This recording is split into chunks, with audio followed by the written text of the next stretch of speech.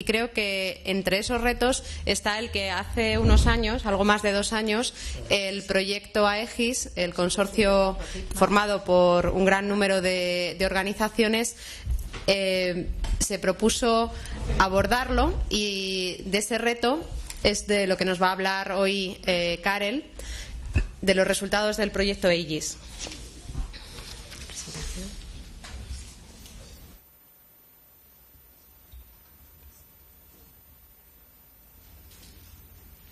Welcome to Madrid.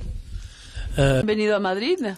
Sí, buenas tardes, buenos días a todos. Me gustaría empezar agradeciendo a los organizadores por la invitación y voy a hacer un pequeño esfuerzo. Buenos días, estoy encantado de presentar nuestro proyecto. Está hablando en español, con software libre accesible en Madrid. Y ahora continúa en inglés. Aplauso, aplauso. Sí, muchas gracias por haber escrito estas líneas para mí. Bueno, pues voy a hablar del proyecto AEGIS. AEGIS significa accesibilidad abierta en todas partes, en el terreno, infraestructura y estándares. Es un proyecto que da software y tecnología de fuente abierta, open source. Es uno de los proyectos más importantes financiados por la Comisión Europea y también esperan grandes resultados. Voy a presentaros a mi colega John de la Fundación Vodafone, que también ha participado en este proyecto, y él os va a dar un documento que está en inglés. Pero algunas cifras. Presupuesto total del proyecto, más de 12 millones de euros, con una ayuda de 8,2 millones de euros. Ha sido coordinado por el Instituto Helénico de Transporte de Grecia y el gestor técnico es Peter Korn. Él ha sido experto de accesibilidad en Sun hasta que Sun fue comprada por Oracle. Pero antes de empezar a hablar de AEGIS, me gustaría empezar con algunos hechos que hay que aclarar para ver cuál es nuestro grupo objetivo. Según Eurostat del año pasado, tenemos alrededor de 501 millones de personas en la Europa de los 27, de las cuales 45 millones tienen un problema de salud a largo plazo o una discapacidad. Es decir, que 10% de la población de Europa tiene algún tipo de discapacidad.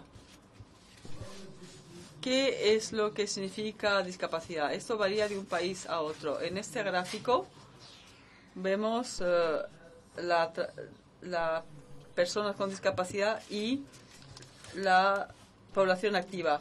Polonia tiene cifras muy bajas. Portugal tiene cifras muy bajas. ¿Significa que hay muchas discapacidades? No, significa que hay ciertas discapacidades que no reconocen en algunos países. Si uno va, por ejemplo, a el Reino Unido y a Bélgica, vemos que hay toda una serie de medidas que se toman para las personas con discapacidad y toda una lista de problemas de salud. Entonces, es una forma diferente de incluso definir lo que es la discapacidad. Voy a explicar ahora el mercado tecnológico en Europa. En primer lugar, la tecnología de productos asistidos es muy compleja. Hay muchos productos, muchas pymes y muchos servicios diferentes. Por ejemplo, cuando hay un producto desarrollado por una empresa inglesa, no hay muchas veces interfaces con productos belgas o españoles. Hay excepciones. Hay personas que hacen versiones también de los software en diferentes idiomas. Lo que es muy importante y que es un problema es que hay diferentes sistemas de devolución. Yo, por ejemplo, soy belga, pero vivo en Grecia. Pero en Grecia, por la crisis ya no se le da ningún tipo de apoyo. Entonces los reembolsos se han reducido en 50%. Entonces imagínense lo que esto significa. Aparte de esto, todos los suministradores en Grecia se han ido a la bancarrota en las últimas semanas, con lo cual si uno vive en Grecia ahora y necesitas una silla de ruedas, no puedes comprar. Solo para mostraros la política de reembolsos tan diferente que existe en Europa. También la legislación local, difiere. No sé si conocéis Austria, pero en Austria hay legislaciones diferentes, 3 legislaciones diferentes para el reembolso de este tipo de tecnologías asistidas, con lo cual todo es muy complicado. Yo vivo en un país pequeño con 5 gobiernos, un gobierno que no funciona, o sí funciona, según uno lo mire, pero hay 3 legislaciones diferentes por lo menos. Es decir, cuando uno necesita dinero para algo, entonces se dirige al gobierno central y para otras cosas al gobierno local, lo cual complica mucho las cosas y también para los proveedores. En cuanto a comprar esta tecnología asistida por parte de los usuarios, teníamos 3 modelos. El médico, es decir, cuando el médico dice tienes esta discapacidad y este es el tipo de tecnología asistida que necesitas.